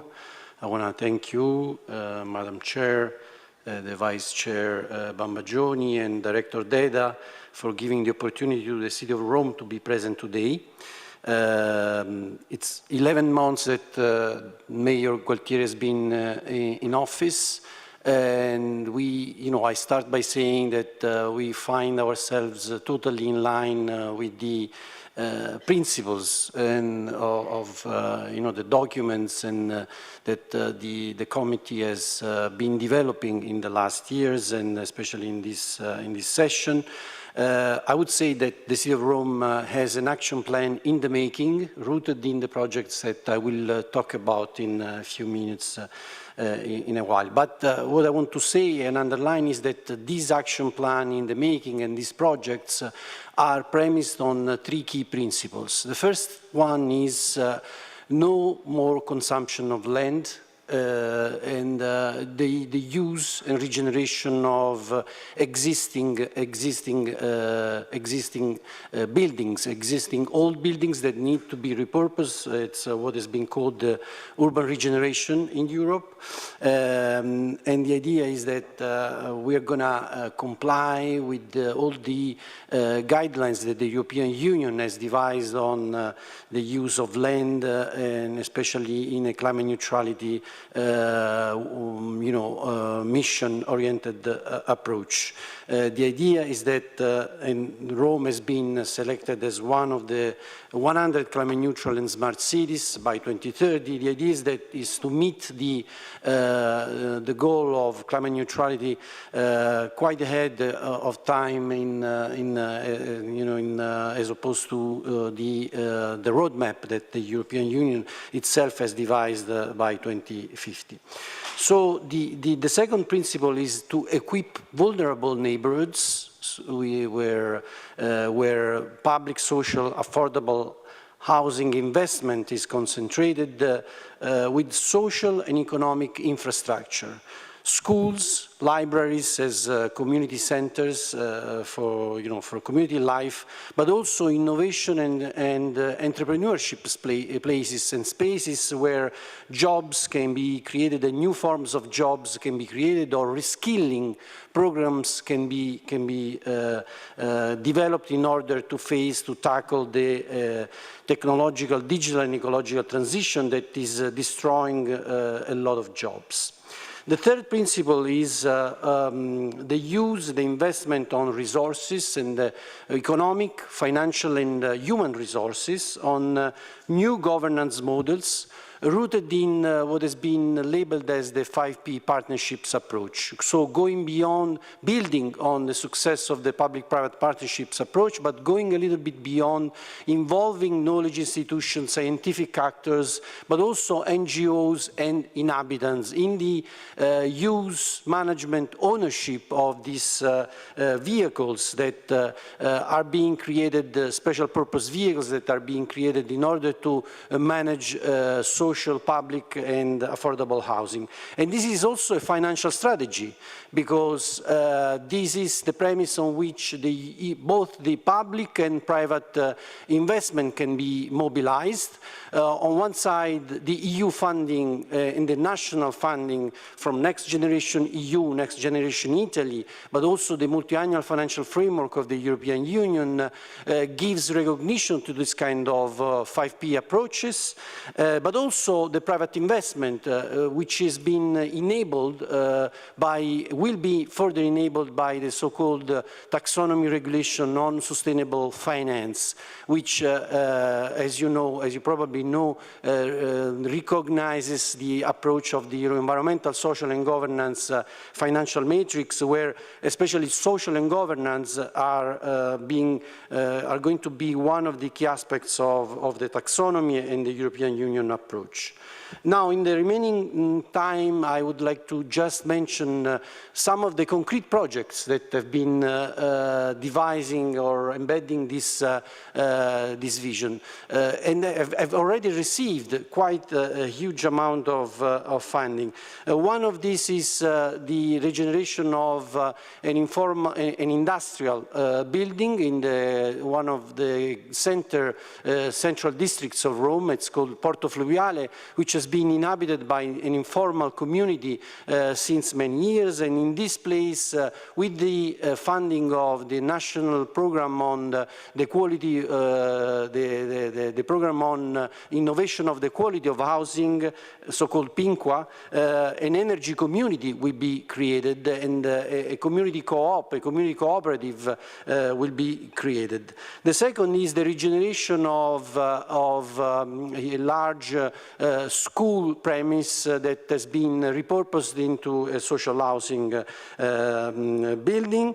And another important project is in the northwest of Rome, which is about the regeneration of a former psychiatric hospital and ward into a multi-purpose health-driven innovation district, also in cooperation with the local with the local community and the local NGOs and the prison for also regaining to a social function and economic and jobs also inmates that are exiting from the prison after serving their penalty.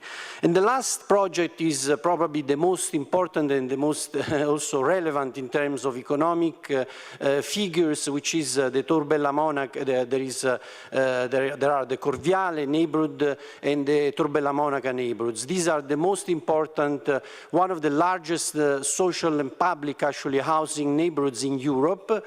In these two neighborhoods, the idea is to create again forms of co-governance, as I was explaining earlier, but in requalifying from an aesthetic and an energy efficiency point of view, but also from a social point of view, these neighborhoods, and turning them into places where development, sustainable development and the SDG 11 can have a sort of house.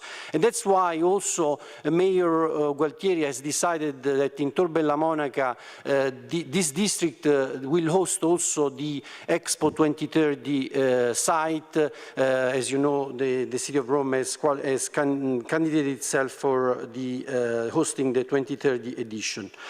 I have nothing else to say but thanking the delegates and also hoping that this work together can inspire further the device of our action plan. Thank you, Madam Chair. Thank you, Mr. Vianone, for the sharing with us the projects of City of Rome with regard to sustainable development and for highlighting the need for using more efficiently the resources, and land is one of those that had to be taken into consideration when we speak about development. Also, it was interesting for me to hear from you about innovation, about job creation, and about digital transformation.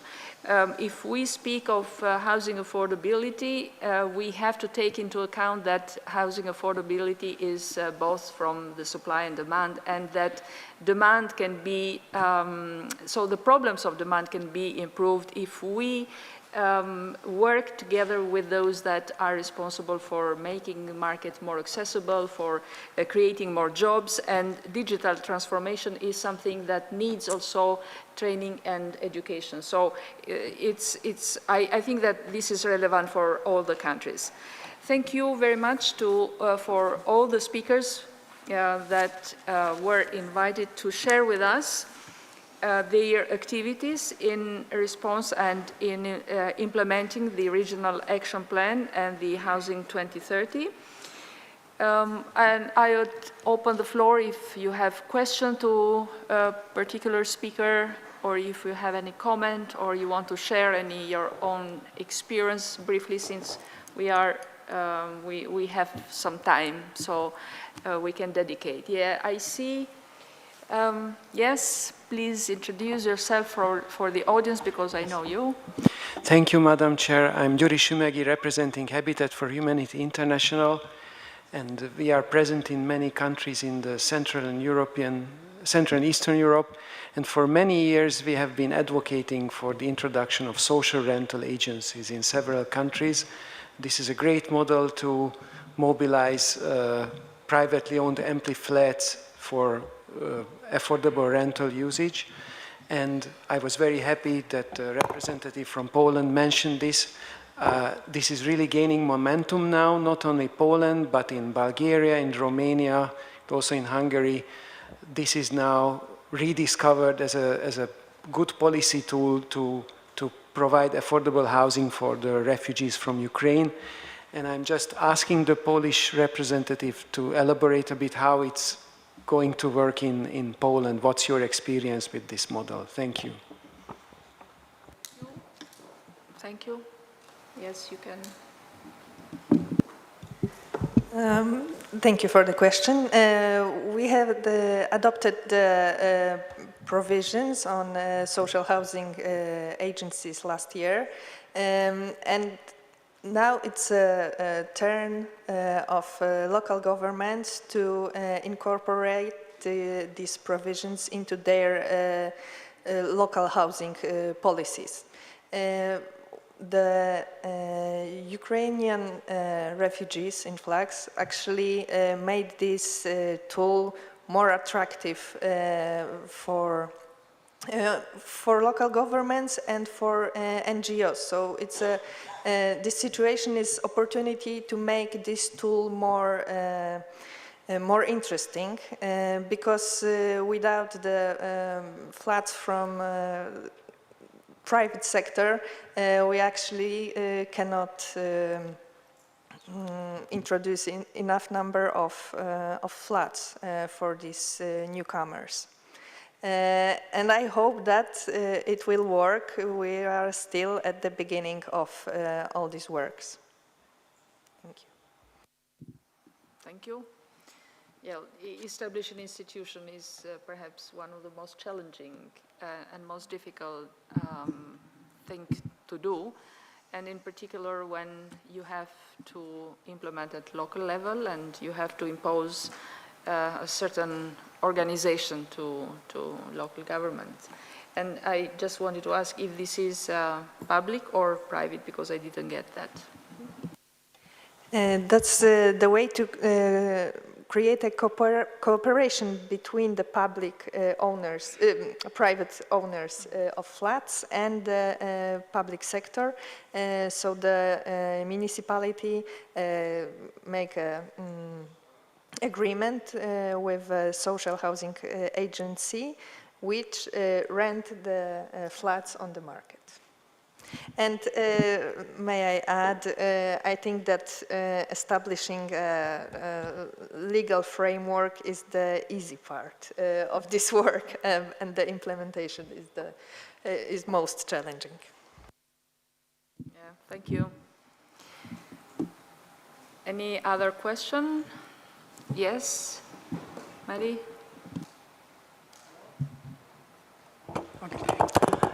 Hello, I'm Elizabeth Valencia from USA, and my specialty is industrial real estate.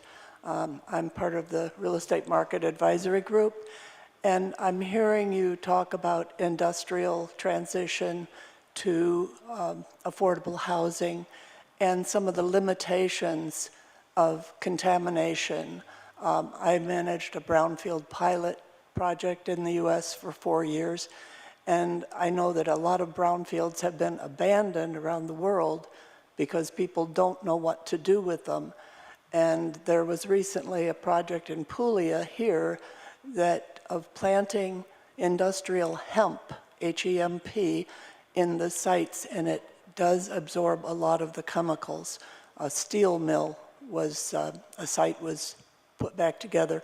So as we look at transition of industrial properties, I think we have to look at some new technologies because the old ones really aren't working. Thank you. Well, this is a comment, or you have a question also? Okay, thank you. Grace, you want to have your, you don't have your plate there, name plate? Yes, okay, thank you. So I think everybody who intervened today have a specific two little questions to Professor Ioni, because I saw that what you do in Rome is quite similar, not identical to what we do in Athens. You talked about the schools, and the schools really, do the buildings belong to the municipality or not? They belong to the municipality. So it's the same thing as in Athens. It's a point of discussion what we do with that. And the second thing is about really housing. I guess that you face the same problem we face with Airbnb today, which provoked enormous social problems. We start having a regulation, and but still it's under the competence of the state. We try to have it in the competence of the big cities. how is it exactly in Rome about? Thank you. Thank you. You raised two big topics, so I want to respond on the first one and then related to schools. One of the things that the Deputy Mayor for Urban Planning, Velocia, told me in preparing this intervention is that, strangely enough, what happens in Rome is that you have schools in neighborhoods that are witnessing a depopulation, and because they are aging, because there was an investment on this kind of infrastructure, social infrastructure back in the days.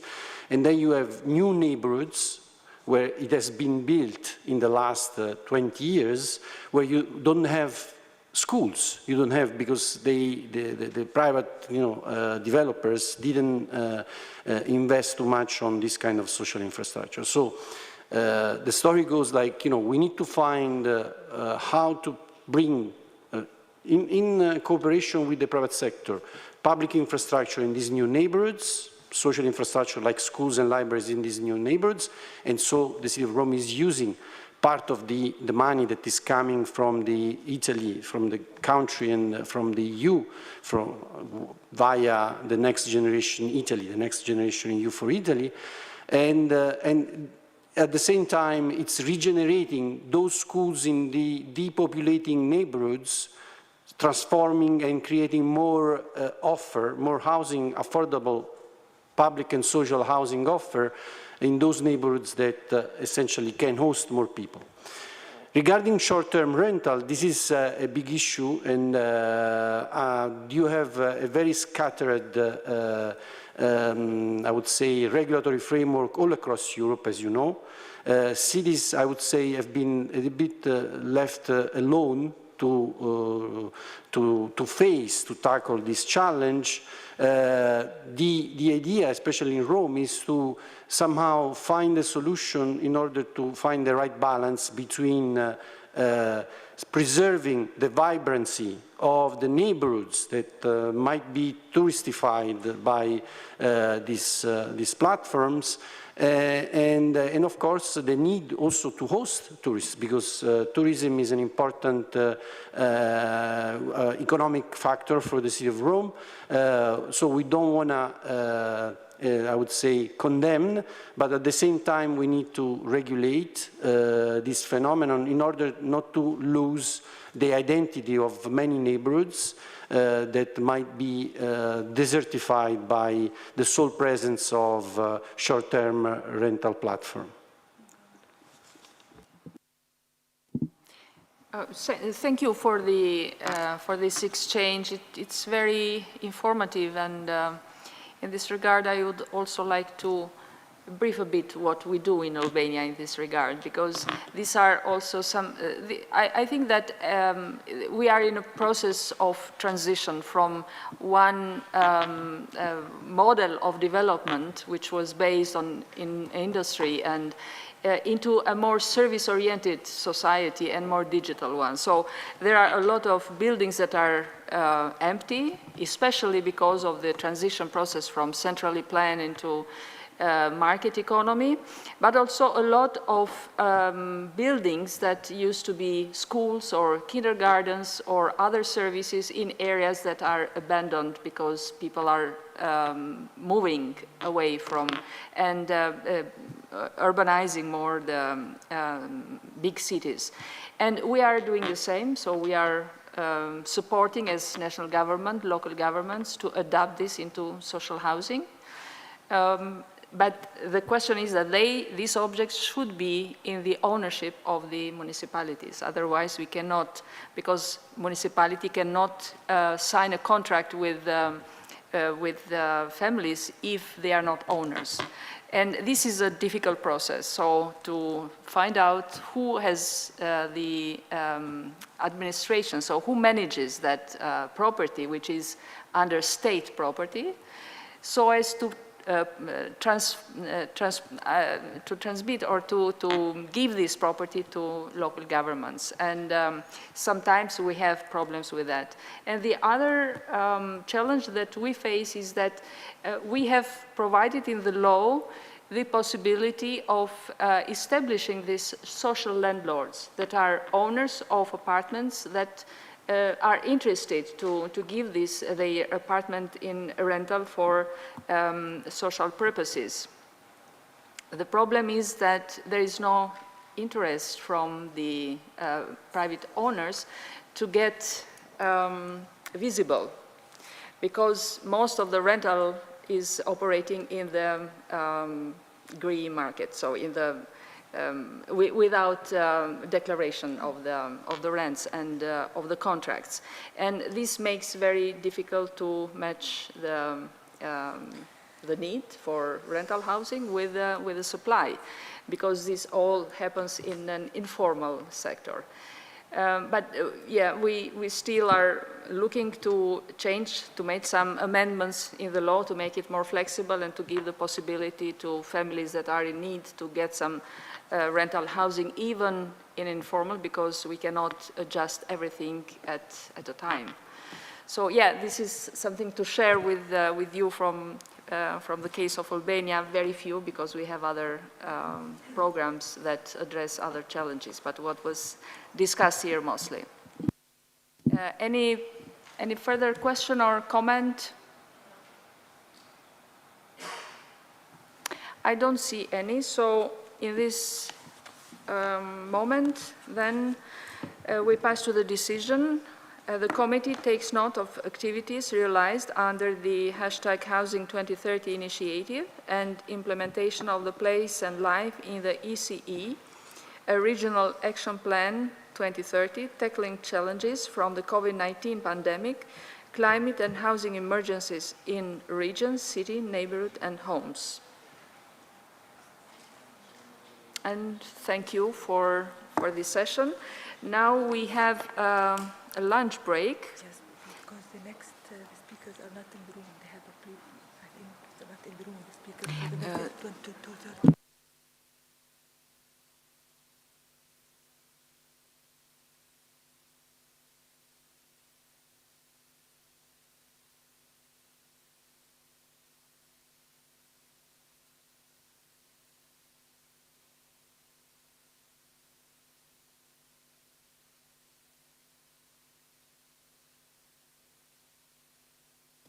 So we have finished earlier. The lunch break is later on, but yeah, we can start. But just notice to let you know that between 12:45 and 14:15, there is the Lectio Magistralis by Lord Norman Foster and a reception at the Titano Theatre. So where is the Titano Theatre? The Titano Theatre is not in this conference venue. They will provide you with the instructions as to its location, because it's in San Marino, but it's not in this building. So you can ask, and the reception will print out the location for you. Sorry?